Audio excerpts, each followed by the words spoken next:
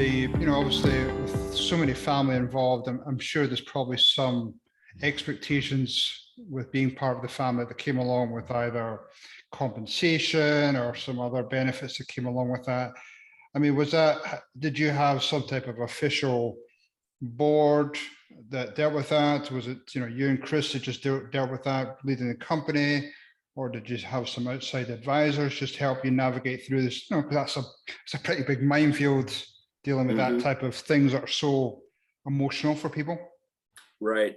And, it's interesting. When I came on board, I was leaving a consulting job and I was well compensated. And as I said, money was never really a driving force for our family at KEI. But I had expenses and a lifestyle I'd grown accustomed to on a consultant salary. And so it was kind of like, well, I can't take a super huge pay cut. We've got obligations. And so my brother and I always made the same amount. And that was raised up.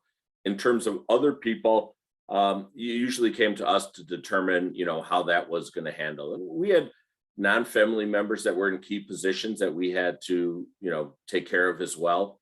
And as we became more sophisticated about it as we went on, and grew, we started, formalizing how our things handled, because I have two siblings that weren't in the business, another brother and a sister. And yet, they were 12% owners they each own 12%. So there was, well, what kind of compensation are they getting from it? And so we had to work with that. And actually, before I worked for Bruce Wilson and Company, I employed Bruce Wilson. He was a consultant to our business, and we were in one of his peer groups. So we got a lot of help that way as well, and ideas of how to do that, both with planning and execution of those types of issues.